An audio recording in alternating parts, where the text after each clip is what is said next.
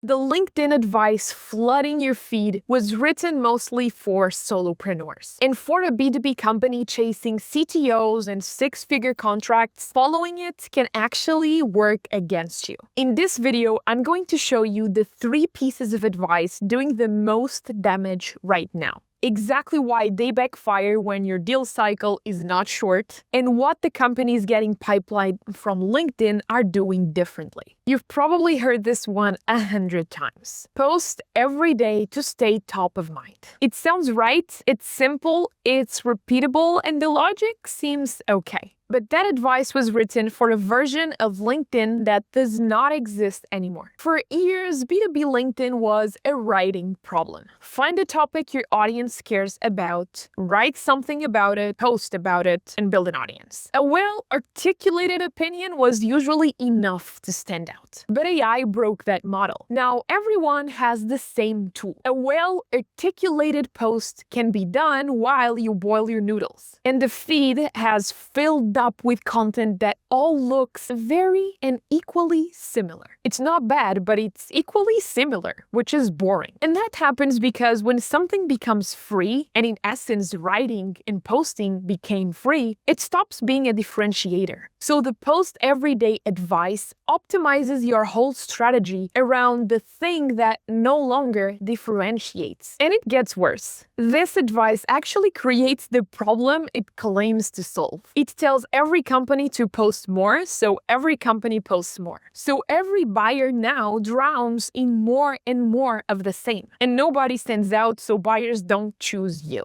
So what works? Is it frequency? No, but consistency still does. And those are not the same thing. Consistency is showing up across a buyer's entire research window. They're moving through budget cycles, shifting priorities, leadership changes, and they need to see you across that 12-month period. And so posting 3 times a week for 12 months is much better than just posting every day for the sake of posting every day. Missing a week does not matter, but not showing up really does. And there's a hard number behind all of this. When SEMrush looked at what LinkedIn authors were getting cited the most by AI, 75% of them published at least 5 times a month. So consistency over time is just the single biggest signal that tells these AI platforms that you are a credible source, and most importantly, it tells your buyers that you are there for the long term. And that's where I think the second biggest piece of advice I see throwing around out there gets very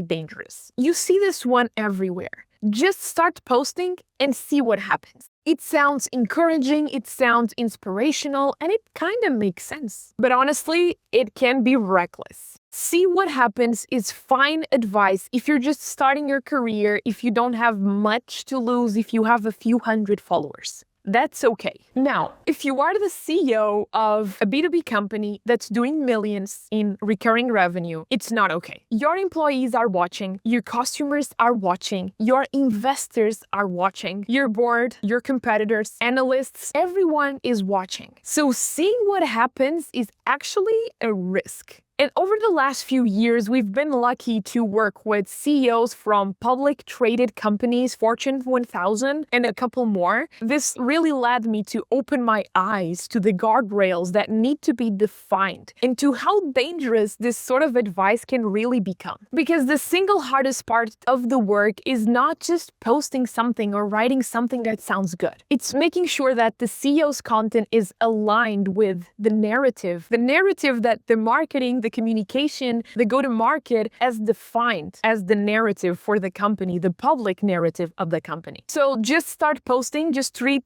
the CEO brand like a hobby. It is not. It is a marketing channel and it needs to be aligned with other initiatives. So please don't start and see what happens. Instead, set these guardrails first. 1. A pre-approved content strategy. Before anyone writes a single post, make sure you know exactly what the CEO wants to talk about and what the CEO can talk about. This is important. Knowing where the lines are before you start helps you basically to throw work to the trash. 2, make sure you define a review process that does not suck. The fastest way to kill any CEO's brand is to go through layers and layers of approval. Make it fast by default. This is crucial. Number 3, nail the CEO's voice inside some boundaries. The content always has to sound like the CEO and of course not like a press release. However, you can indeed work with the communication and marketing team to make sure that the language is still okay to other stakeholders. Basically, your job is to protect the CEO's authenticity, but you still want to pay attention to other factors that may play a role here. 4th, build trust with other key departments early on. So communication, marketing, sales, strategy, product, you name it. The key thing is to bring their insights into the CEO's content too, because as you might know, the CEO is not aware of everything that's happening in the company. And these teams usually have great insight to help improve and make a better narrative out of the CEO's brand. The CEOs that are creating amazing brands on LinkedIn are still bold. They are still sharing their takes constantly, but that doesn't mean that they don't have a structure that helps them to be authentic while defending some of the guardrails that were established for a reason. And if you want a quick way to track if your CEO's brand is aligned with your go-to-market strategy and these principles, you can go to this link in the description, tick some boxes, and see what else you can improve. Let's now assume that you've got the consistency and the guardrails right. There's still one mistake that traps a lot of these brands, and it's one that nobody flags because it kind of feels right.